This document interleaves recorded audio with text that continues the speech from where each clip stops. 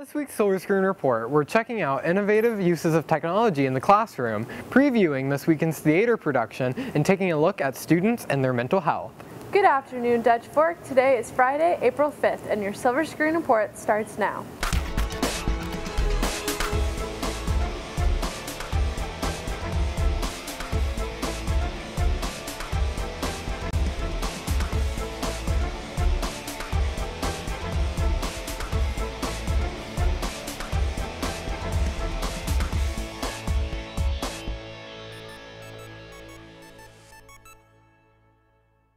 Wednesday morning, 50 students were recognized for their achievements during the annual Excellence in the Making program.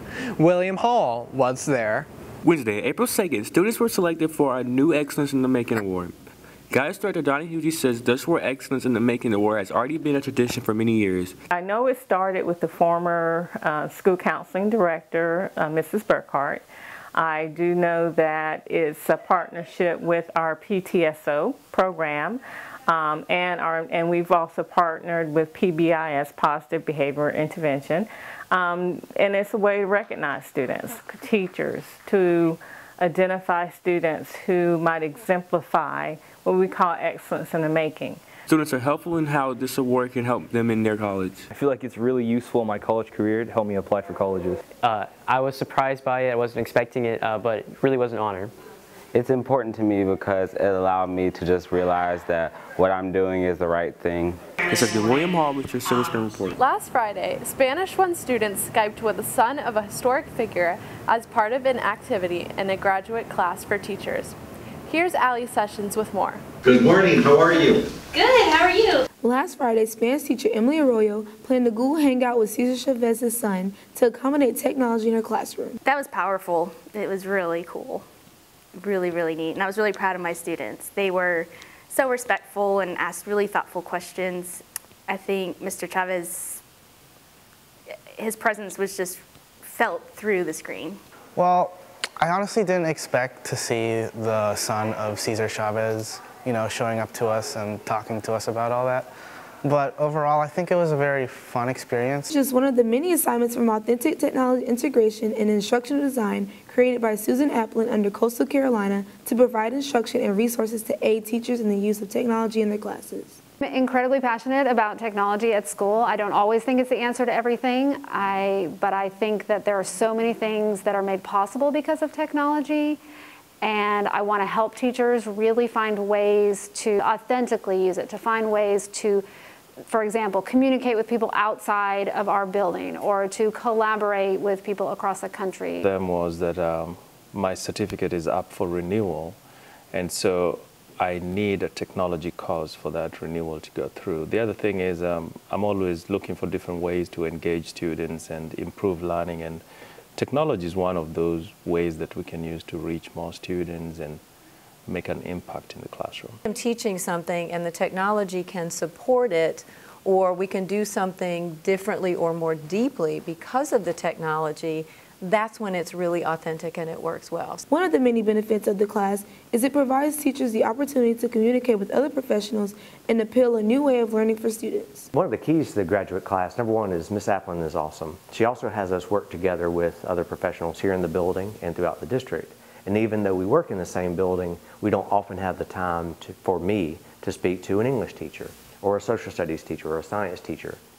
So it allows us to collaborate that way, and I pick up some techniques from what I'm hearing they're doing in their classroom. One of the things I've learned with technology is, hey, wow, this is a way for someone who is very introverted to engage in a conversation with a group in a way that they're comfortable with. And so I've really enjoyed seeing teachers at all different schools across the district and how they're integrating technology. Implementation of technology in classrooms will continue to provide useful resources for teachers and students. This has been Allie Sessions with your Silver Screen Report. Spanish students aren't the only ones using technology to enhance their learning.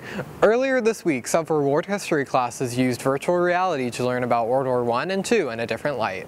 Solomon Dix has the story.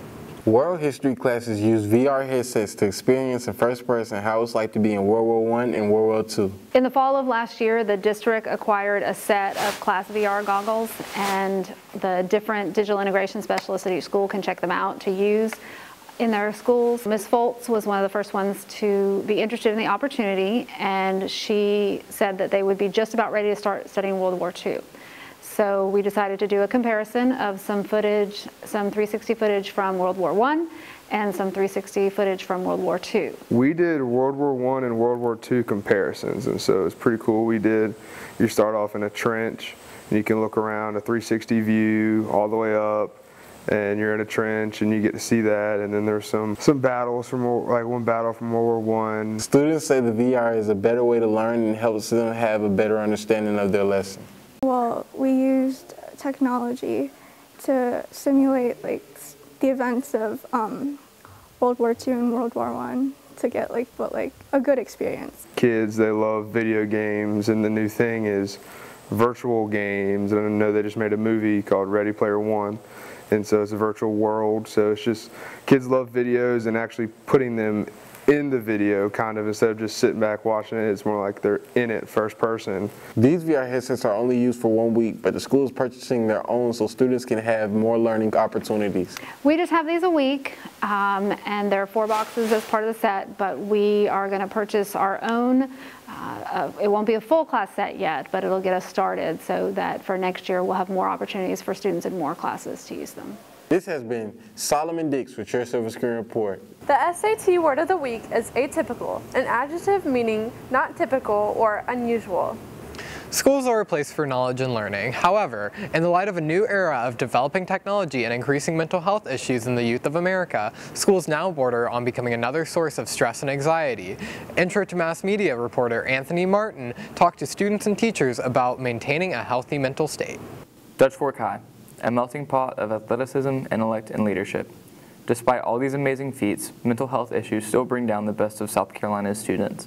Because it's a hard thing to handle. It's kind of hard to balance things out in your life. So when you got stress and everything else pulling from you, it's kind of hard to do what you got to do. A New York University study modified on August 11, 2015 states that nearly half, 49% of students surveyed feel a great amount of stress on a daily basis. Because we're easily distracted. That same study claims that 26% of students surveyed said they had dealt with symptoms of depression. Freshman Will Jernigan agrees with the survey's findings. I guess just to take it easy, because to really focusing on your mental health is important. Computer science teacher Barry Lindner said it's important to focus on mental health awareness. And mental health is something we should do something about before it kills somebody. Senior Mason Young agrees. He said he believes consulting with someone is the best answer. Find someone to talk to that you can talk to, and just that does not judgmental, critical, one that knows that what's going on. Like if you were having problems with school, you could go consult someone maybe for help. You could get a tutor, or just make sure you're budgeting your time right with a counselor. Students who might believe their problems are unimportant should attempt to find someone to talk to about their personal issues. Mental health is important to take care of and should not be taken lightly. Schools provide various resources for students' self-care, so students should be aware and take advantage of their opportunities.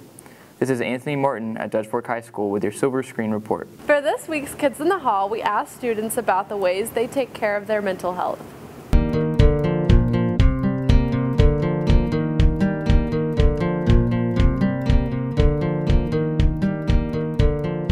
Listen to music. Music is just relieving. It relieves a lot of stress. I find time in the day to paint and listen to music. I just do things I like. Drawing really helps me calm down when I get really stressed. My big thing is I love to go for rides, so I'll just take my car and go down some sketchy country back road, or I'll go for walks in the woods with my dogs and friends. The next play to be presented by the Dutch Fork Drama Department, Little Shop of Horrors, fits comedy and horror all in one for the Dutch Fork family to enjoy. Katie Rojas has the story. This weekend, the Dutch Fork Drama Department is presenting the musical comedy, Little Shop of Horrors. Little Shop of Horrors is basically about this guy named Seymour and this girl named Audrey who work at this flower shop, and it's about to close down until Seymour finds this plant that is this unidentified plant that he calls Audrey to, but soon the plant kind of starts taking over everything, and well, I guess you have to watch the show to find the rest out. people should come support the show because, one, it's a really good way to be able to give back to the arts programs at Dutch Fork and like help supply it so that way we can keep doing more shows in the future. And also it's just a really good time and a completely different experience from like going and seeing a movie. People should come support the show because it is fun. It's a hilarious show. The actors in it are doing an amazing job. There's a lot of talent, and it'll be a lot of fun for not a lot of money. It's such a good experience, but like, funding. So every time someone comes to see a show, that money goes towards future productions for the show, like props, sets, all that stuff. So every time someone buys a ticket, it helps us support ourselves and keep doing more stuff like this. Director and performers have spent a lot of time and resources to make the show come to life. Everybody has put in a lot of hours of rehearsal time and set work time. The set looks amazing. We've got some really cool props, and we've got people who have been helping with every aspect of it. We're at school until like, when we get up in the morning to like 7 o'clock at night, and it's a whole lot of work, but it's really worth it to see the show come together. Like, it's so satisfying when it went from just like us singing and dancing in the theater room to us on the stage, all these sets and props. Lots and lots of singing rehearsals and blocking rehearsals, and Ms. Harrington has done a really good job of just being able to put everything together with the amount of time that we were given. Drama students say that the rehearsals of the production brought them closer as a family. My favorite part is probably like the camaraderie of everything, and like getting to like hang out with my friends a lot after school and spending more time with my friends that are seniors until they go off to college. I just love being in theater. Like, it's such a fun thing to do. Like, the cast is just really great to be a part of, and seeing the show come together in the end is probably like my favorite part. See Little Shop of Horrors Friday and Saturday at 7 and Sunday at 3.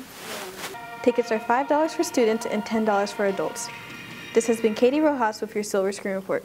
And now for some announcements. Prom tickets are now on sale during both lunches. Sales will continue until 400 tickets are sold. Prom will be held at the Columbia Firefly Stadium on Saturday, April 27th from 7 until 11 p.m. See prom sponsor Phyllis Richmond in room 111 with more information. The DFHS cheer program will begin on Tuesday, April 23rd. See Coach Lauren Gare in room 206 for details. The Future Business Leaders of America will hold a recruitment meeting on Wednesday, April 24th during First Fox Focus in room 104. Come learn about leadership, community service opportunities, and competitive events. Snacks will be provided. Now here's Todd with more. Thanks, Lydia. The Dutch Fork Drama Department presents Little Shop of Horrors tonight and tomorrow at 7 p.m. and Sunday at 3 p.m. in the auditorium. Tickets are $5 for students and $10 for adults. Student council elections will take place next Wednesday, April 10th.